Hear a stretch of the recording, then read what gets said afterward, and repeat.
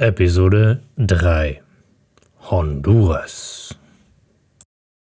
Von der guatemaltekischen Grenze bin ich erstmal in Richtung des Pazifischen Ozeans gefahren und habe mir da mein leicht verspätetes Mittagessen gegönnt. Leider waren direkt hier an der Küste die Hotels alle sehr teuer, deswegen bin ich noch ein Stückchen weitergefahren.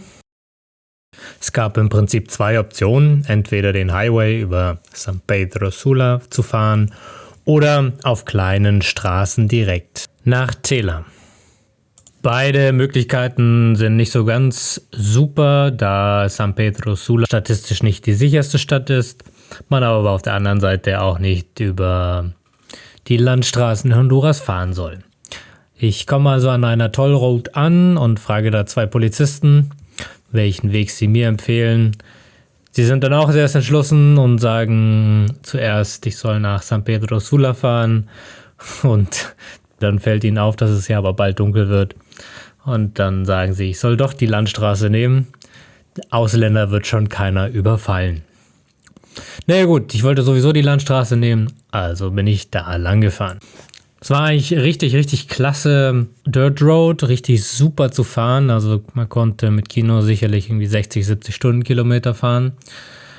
Trotzdem habe ich es leider nicht geschafft, noch im Hellen anzukommen. Beim Einbruch der Dunkelheit bin ich auf der anderen Seite beim Highway wieder angekommen und bin den Rest der Strecke bis nach Tela im Dunkeln gefahren. In Tela angekommen, fahre ich zu der Kommune El Trifono de la Cruz, die ja direkt am Strand liegt, und suche da im Dunkeln nach einem Hostel mit Bungalow. Ich finde da tatsächlich auch was und nach langem Diskutieren darf ich sogar am Strand schlafen. Spät in der Nacht, ich liege schon im Zelt drin, kommen zwei Männer und einer uriniert direkt neben mein Zelt, woraufhin ich mich beschwere und direkt eingeladen werde, mit ihnen noch ein paar Bier zu trinken.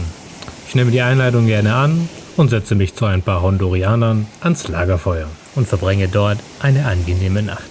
Ich habe also direkt am ersten Tag fast alle Downs gemacht. In der Nacht fahren, auf kleinen Straßen fahren und im Zelt am Strand schlafen. Der nächste Morgen begrüßt mich mit einem richtig schönen Sonnenaufgang und ich fahre als erste Tat zum Botanischen Garten von Lancetia, dem einzigen botanischen Garten in Honduras und eventuell sogar der größte botanische Garten in ganz Lateinamerika. Als ich dort um 7 Uhr morgens ankomme, ist bei dem Eintrittstor noch keiner da. Deswegen fahre ich einfach durch und laufe ganz allein durch den Botanischen Garten.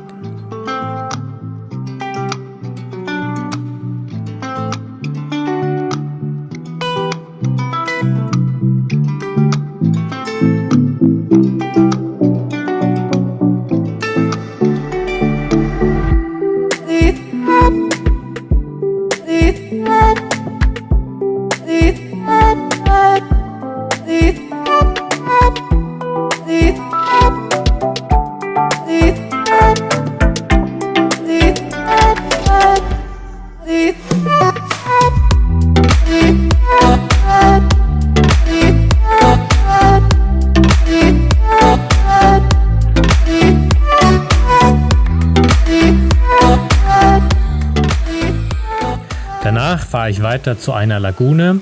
Auf dem Weg dorthin gibt es noch einen Wasserfall.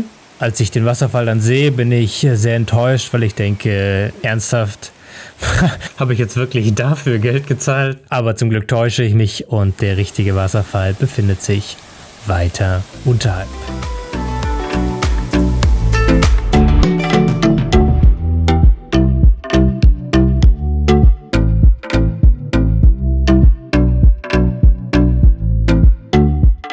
Ich bleibe nur etwa eine halbe Stunde und fahre dann direkt weiter zur Lagune. Die Lagune ist bekannt für ihren sehr guten Fisch, der auch vor Ort zubereitet wird, also esse ich Fisch zum Mittag und mache danach noch einen kleinen Spaziergang auf einen kleinen Berg in der Nähe. Bei der Hitze, die hier herrscht, fordert mich das mehr ab, als ich erwartet hätte. Die Aussicht ist aber umso schöner.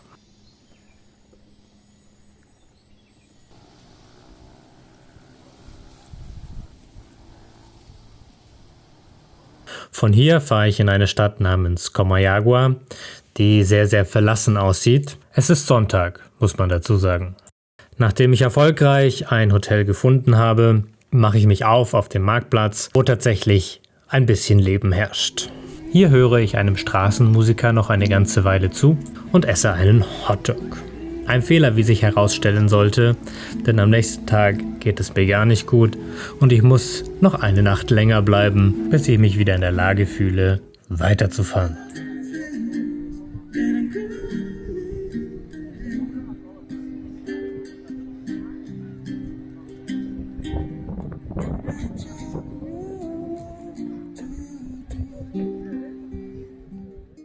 Am nächsten Tag fühle ich mich aber schon sehr viel besser und ich fahre die lange Strecke in Richtung Gracias. Kurz vor La Esperanza fährt ein Motorradfahrer vor mir, der immer wieder runterschaut, als wäre irgendwas nicht in Ordnung mit seinem Motorrad. Ich halte dann an und frage ihn, ob ich ihm irgendwie weiterhelfen kann. Er sagt, er bräuchte einen Imbusschlüssel, den ich aber leider auch nicht dabei habe. Ich begleite ihn also bis zur nächsten Stadt, La Esperanza, und wir reparieren dort bei einem Mechaniker seine Kupplung. Er heißt Juan Carlos und lädt mich direkt zum Essen ein. Er kennt außerdem noch einige Motorradclubs hier in der Gegend und versucht mich direkt zu vernetzen. Das klappt dann tatsächlich auch und ein paar Stunden später stehen 2 Mitglieder aus dem Motorradclub Lenkers vor mir und begleiten mich die Strecke bis Gracias. Das macht richtig Laune, mal in Karawane zu fahren, und die hondurianischen Motorradfahrer sind auch echt super verantwortungsvoll. Ich werde in die Mitte genommen und vor mir werden mit Fußsignalen die Schlaglöcher links und rechts markiert. In Gracias angekommen, mache ich mich direkt auf zum höchsten Berg von Honduras. Der Park ist leider schon geschlossen und eine Schranke versperrt mir den Weg. Es gibt leider keine Möglichkeit, diese Schranke zu öffnen. Ich frage auch noch einen Local, aber es sind alle schon nach Hause gefahren. Kurzerhand packe ich also Kino komplett ab und schiebe ihn unter der Schranke durch. Bin ja mittlerweile so oft schon hingefallen, dass es auf die paar Schrammen jetzt auch nicht ankommt. So, 17 Uhr Ortszeit, da steht Kino, gut verpackt. Hoffen wir mal, dass er über die Nacht da auch stehen bleibt und keiner was klaut. Weil den großen Rucksack muss ich jetzt natürlich da lassen. Bin jetzt erfolgreich hier eingebrochen, weil es um 3 schon zumacht und ich erst um 4:30 angekommen bin. Habe jetzt Kino unter der Schranke durchgezogen mit der Hilfe von einem Local. Das ging jetzt einigermaßen. Und jetzt fangen wir mal an, den höchsten Berg von Honduras zu besteigen. Das sind wohl echt einige Höhenmeter. So insgesamt 1500. Aber ja, schauen wir mal. Ich habe auf jeden Fall wieder viel zu viel dabei. Rucksack ist viel zu viel schwer. Viel zu schwer. Und wir schauen, wie es weitergeht. So, ist jetzt schon 17:40 Uhr. Ich durch die scheiß Aufnahmen, die ich jetzt gemacht habe, um von den letzten Tagen zu erzählen, die erfolgreich 3-mal verlaufen. Gut, am Schwitzen bin ich auch schon. Und habe quasi noch nichts vom Weg geschafft. 5:45. War schon Schild. Santiago de las Minas. Jetzt habe ich den ersten Teil geschafft, sozusagen der Touri-Weg, die nur zum Aussichtspunkt laufen. Und ab hier beginnt dann der richtige Trail.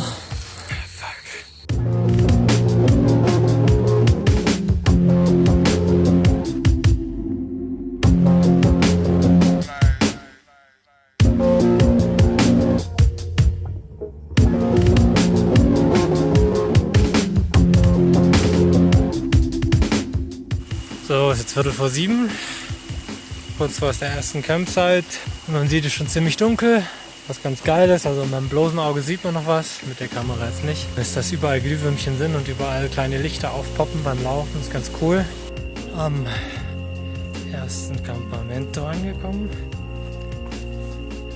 Gleich ganz geil. Hier kann man schön campen. So ein bisschen windgeschützt, falls es regnen sollte. Weiß nicht, ob man sieht, es donnert und blitzt. Aber ich glaube, das Gewitter zieht vorbei. Aber ich werde ziemlich sicher hier bleiben, weil ich wohl mich doch nicht ganz so fit fühle wie gedacht. Bauchhumor doch ganz gut. Probiert zwischendurch. Nicht so wirklich funktioniert.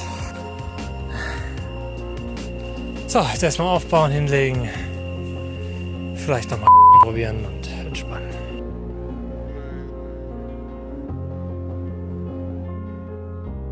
So.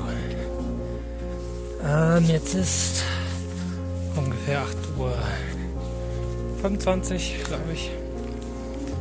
Bin jetzt seit gut einer Stunde 10, Stunde 15 oder so unterwegs.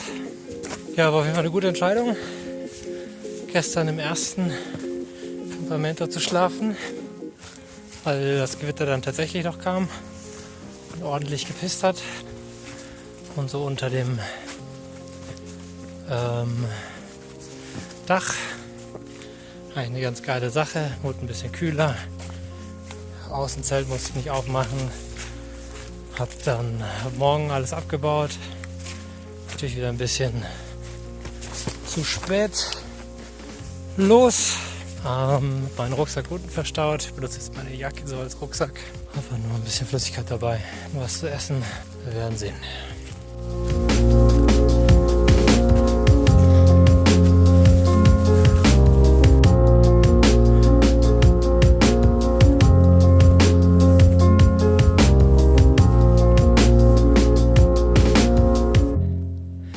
So, 39 auf dem Gipfel von Honduras. Hier steht es nochmal 2849 Meter über dem Meeresspiegel. Und da man auf dem Gipfel nicht so viel sieht, ist hier noch ein Mirador ausgeschildert. Da geht es jetzt noch kurz runter.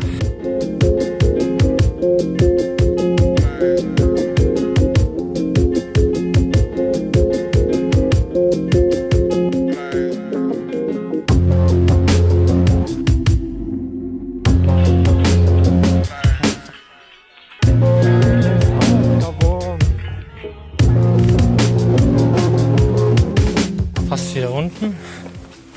1 Uhr nachmittags. Jetzt kommt erstmal die spannende Frage. Ist Kino noch da? Ja, das schaut gut aus. Jetzt fahre ich zuerst nach Santa Rosa de Copan.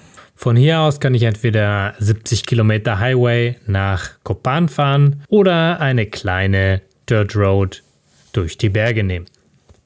Natürlich habe ich mich für die Dirt Road entschieden und komme so gute 20 Kilometer weit. Dann bei einer nicht allzu starken Steigung komme ich tatsächlich den Berg nicht mehr hoch. Ich merke, dass der Untergrund wie Lehm an meinem Reifen klebt und mittlerweile der ganze Vorder- und Hinterreifen zugepflastert ist mit Erde. Das führt so weit, dass mein Vorderrad sich gar nicht mehr bewegt und auch das Hinterrad nur unter großer Anstrengung.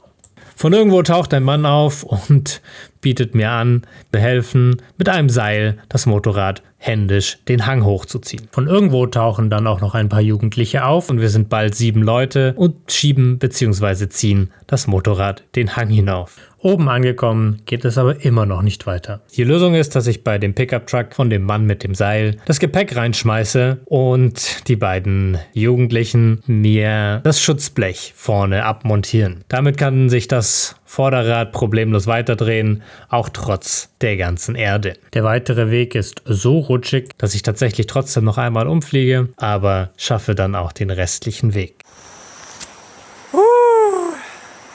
So, fast schon dunkel. Ich stehe gerade auf einer Brücke mit Kino. Oh, die Geschichte werde ich nachher vertonen, aber das Schönste ist, was ist da oben? Da? Asphalt! Der Weg hat so lange gedauert, dass auch jetzt die Dunkelheit schon wieder über mich hineingebrochen ist und ich den Highway bis nach Copan im Dunkeln fahre.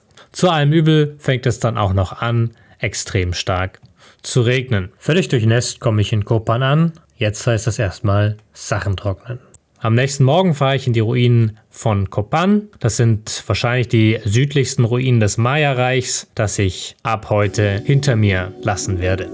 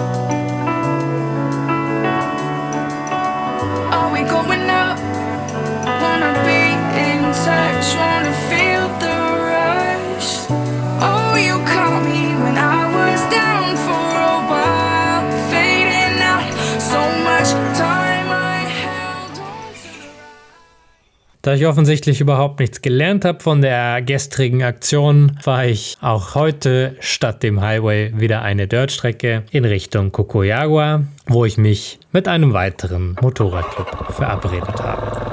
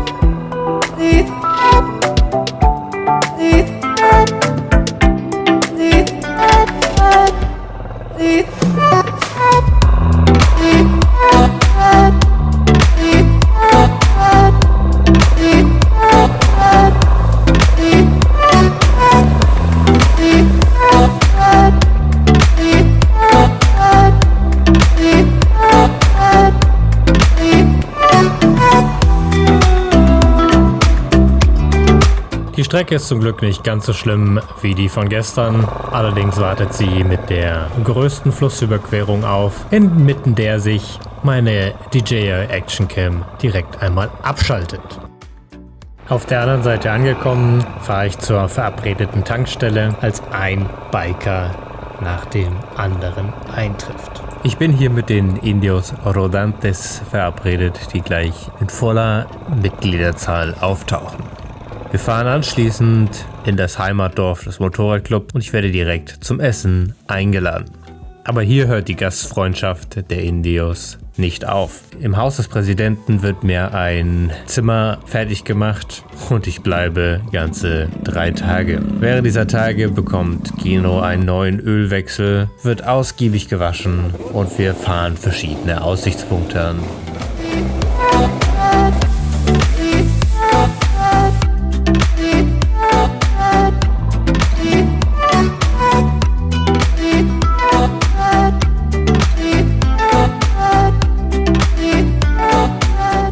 An einem Abend werde ich gebeten, deutsche Musik zu spielen. Ein Fehler, den sie sich selber eingebrockt haben.